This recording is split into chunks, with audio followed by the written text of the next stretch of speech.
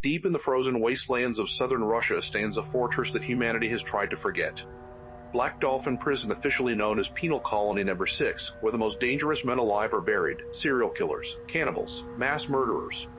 And in the heart of this concrete tomb lies Cell 14, a place even the guards refuse to speak about.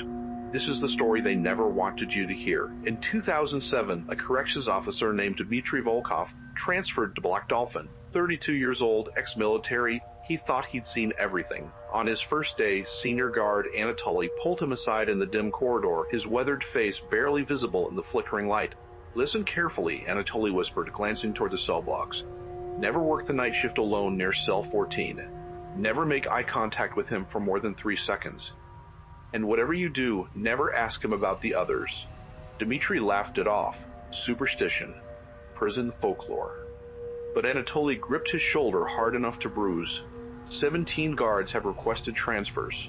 Shh. 2 had complete breakdowns. I'm warning you because you have a family. Cell 14 housed Mikhail Novikov, convicted of 23 murders, though authorities suspected at least 50 more. What made Novikov different wasn't just the body count. It was how he killed. Psychological torture that lasted weeks, sometimes months, breaking his victims' minds before their bodies. During his trial, 3 psychologists refused to continue evaluating him. 1 simply left the courtroom and never returned to practice. Dmitry's first encounter with Cell 14 came on his 3rd night. The cell block was silent except for the drip of condensation on stone. As he walked past, he heard humming a children's lullaby, perfectly pitched, hauntingly beautiful. Against his training, Dmitry stopped. Through the food slot, he could see Novikov sitting cross-legged on his concrete bed, blindfolded as per protocol. All Black Dolphin inmates are kept blindfolded outside their cells, then double with hands cuffed behind their backs. But Novikov wasn't moving, hands cuffed behind their backs. But Novikov wasn't moving, just humming. "You're new," Novikov said, his voice soft, almost kind. "You smell like hope. How refreshing."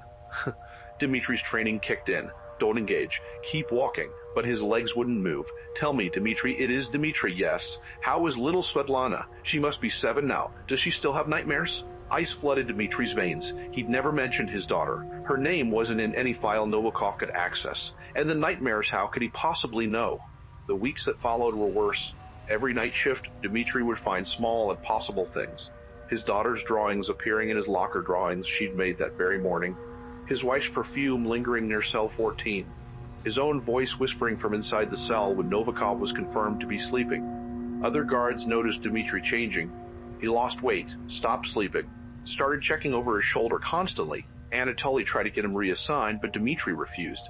"I need to understand," he said. "What is he?" The breaking point came on December 3, 2007. Dmitry entered the cell block for final rounds at 11 p.m. Cell 14's door was sealed triple-locked for final rounds at 11 p.m. Cell 14's door was sealed triple-locked, as always.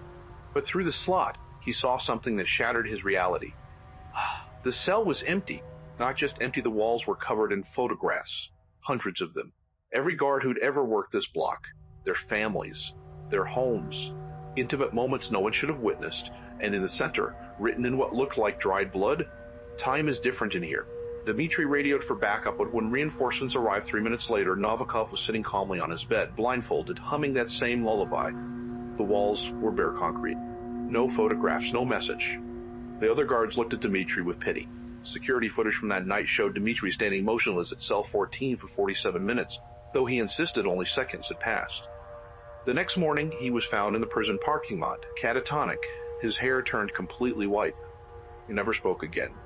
Medical reports cited acute psychotic break, cause unknown. But here's what the official reports won't tell you. Before his breakdown, Dmitry managed to leave one note in his locker. "He's not in the cell is in him. He makes you live your worst fear across years in seconds. He showed me what happens to Svetlana, every possible way she dies. I lived through all of them. I felt decades pass. He feeds on this. He doesn't need to escape.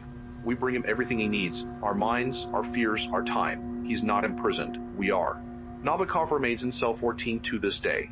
No photographs exist of him. No interviews have ever been granted. The Russian government refuses to acknowledge anything unusual.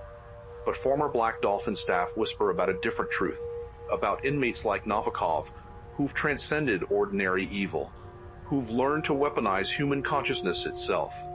Whether through extreme psychological conditioning, undisclosed experiments, or something darker we don't have names for, they represent an evolution of human predation. The real horror isn't ghosts or demons. It's the capacity of the human mind both to inflict unimaginable suffering and to be completely destroyed by it. There are people walking this earth who've learned to architect nightmares, to manipulate perception, to make minutes feel like years of agony. And places like Black Dolphin exist not to rehabilitate, but to contain what we can't understand and dare not release.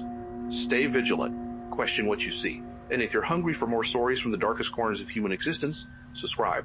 Because the monsters we create are far more terrifying than any fiction.